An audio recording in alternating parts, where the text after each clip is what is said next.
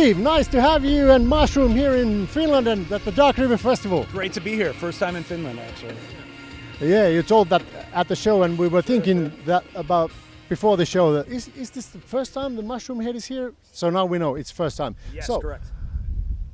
About 10 minutes ago, you came off from the stage. How was it? It was beautiful. I'm not sure. A lot of the audience seemed to be into it and seemed to be familiar, but it just grew and grew, and the reception got better and better. So we had a lot of hang-ups with rented gear and things like that, so it wasn't our ordinary show. Like, it wasn't quite our home environment, but it felt really good once we got into it, and all of those issues disappeared pretty quickly. But I have to tell you, I'm amazed about it, how you took the audience in the first three songs by going into the audience. And sure. It's something we do a lot, and we do a lot more when we're not on a wired microphone, but those were the breaks today, and that's what we did, and I think we still got out there and did what we could do. Felt good. But that was the moment when you, hooked the audience. Sure.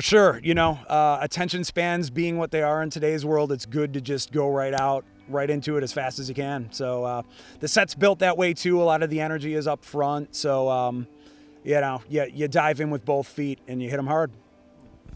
So, first expression after the show, are you going to come back for Finland? I sure hope so. Yeah, if someone will have us, we'll definitely be back. That's great news.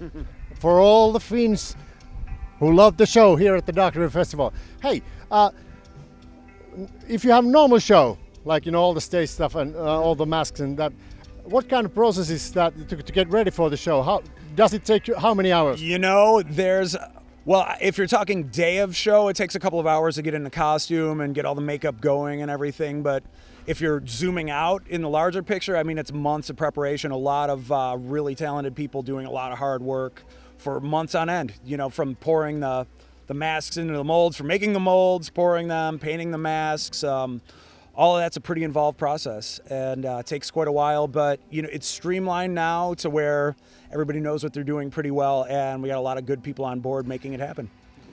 So do you involve yourself in the making of your mask? In the making of the mask, I'll make a suggestion here and there, but more often than not, I'm not too hands-on with it. It's a lot of the other people. There's a certain group of people that are well versed in it and that have been doing it for years. So it was one of those things when I joined the band, I wouldn't say hesitant, but it just wasn't one of the things I took on. I'm just kind of more in the music department, more of the, the writing of the songs, the writing of the vocal, the lyrics, the melodies, the harmonies, things like that, more so than the visual end. But yeah, everybody, it's a big group, everybody's hands-on, everybody takes a certain responsibility on, and there's a lot of great crew back home that's always working, always burning the midnight oil and doing a lot of great work for us that don't get seen, behind the scenes. So it's a big production. Absolutely, yeah. It's kind of akin to what Gwar was doing, how they would do a lot of their things in-house. They had a really big compound, and they would do all their own costumes, and a lot of them went to art school and things like that. I think it was born out of that, but It's a lot of along those lines. A lot of really creative people just, pushing the envelope any way they can. That's cool. Hey, but you released yesterday your new Yeah. album, Call of the Devil. It was born. Out into the world it goes. Tell us about a bit of the songwriting process. Do you have many band members? So do you all take part of the songwriting process? Yes, it varies on certain songs. Certain people do certain things. A lot of it, I guess to zoom in on it, Ryan wrote a majority of the music, a lot of it from the ground up. Skinny's brother Gravy came back and contributed to a couple of songs. Skinny's always there working on the songs. So yeah, me, Gravy, Ryan, and Skinny were pretty heavily involved. Joe, our guitarist, wrote one for the record, and trying to think, but that was the main core of the songwriting. And everybody's always around, so if there's something going on in the room and somebody's like, hey, what about that, or what if you do this there, it's a collective, so people get their input on things, and you pass it around the room, and sometimes somebody's got something to add, or sometimes it's a couple of people in the room just digging in. It all depends. So it's a real band album. Sure. Yeah. You can put it on and play it. It sounds like people are doing band stuff, so that's what I'm calling it. And I think that bands like you, when all the band members are taking part in the song process, it's a strength of a band.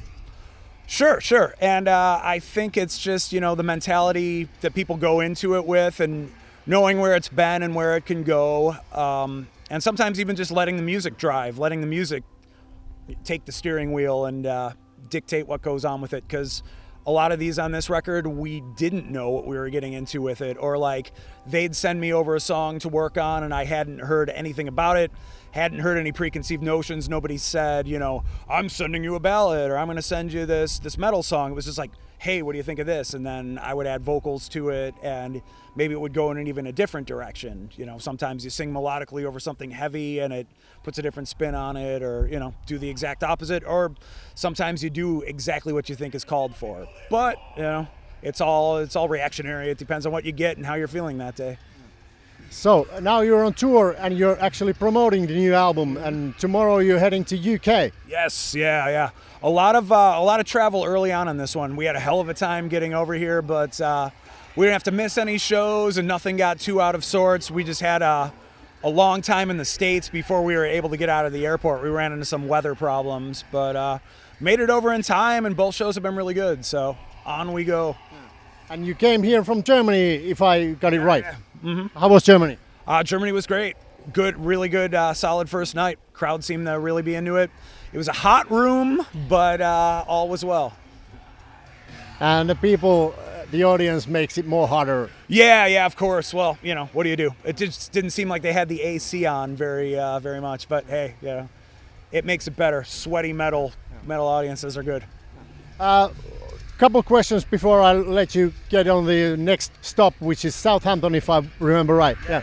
But if you are on tour, do you use any tour buses, or are you flying? Yep. Obviously we took a plane out here. We had to leave our bus back in Germany, I believe. So we took a van. So we took a plane to the airport and a van here, but that's a little out of the ordinary for what we're doing. We're usually in a bus out here. Okay. And we are for the rest of the tour. Yeah. When you're on a bus, are you listening to music or watching movies? Sometimes a little bit of both. We haven't really settled in on it yet, but we definitely do both, and it's a big part of our daily routine. Somebody's always got some tunes on or a movie. So yes to both. Do you have some kind of master of ceremony who says what are you going to listen or what are you going to watch? Whoever has the best collection at the time. It varies. If somebody's got a good collection on their phone and we get in a groove with that, sometimes we'll just go with them. Ryan's done it before because he's got a pretty good collection of tunes. So yeah, it's whoever's got it on hand and ready to go. So it could be anybody. All right. Hey, I have to admit that I have never been in such a scary situation. Like you look me with this? pretty scary. It's every day for us. It doesn't really, Can I call my mom? Yeah, sure. You should always. If you're on good terms with her, you absolutely should. If you're not, you probably should get on good terms with her, right? what do you think? Like guy like me, 50 years old. Okay. Should I be able to join you on stage without wearing makeup? Because my kids used to tell me 1st of May in Finland is here when we wear all the masks and stuff like that. So they told me when they were. Is that a holiday? Yeah, it's like Like it's called Vappu. Yeah, it's compared to Halloween. Ah, love it. But it's in 1st May. I would make the trip here because I always said in the States they should have 2 Halloweens per year at least. Yeah. Because how often do you get to knock on somebody's door and get candy from them? And the 1st of May, Finnish people wear masks and stuff like that. And my kids told me when they were younger that, Dad, you don't have to wear a mask. You look awful. Oh, you're scary enough. Yeah. Oh, put it back on. Right. All right. Hey, that's fun. Thank you for this interview. Of course. Have a great tour. Thank you so much. Thanks for joining us. Appreciate Thank you for being here in Kotka Dark River Festival. Beautiful, guys. Thank you so much. Cheers.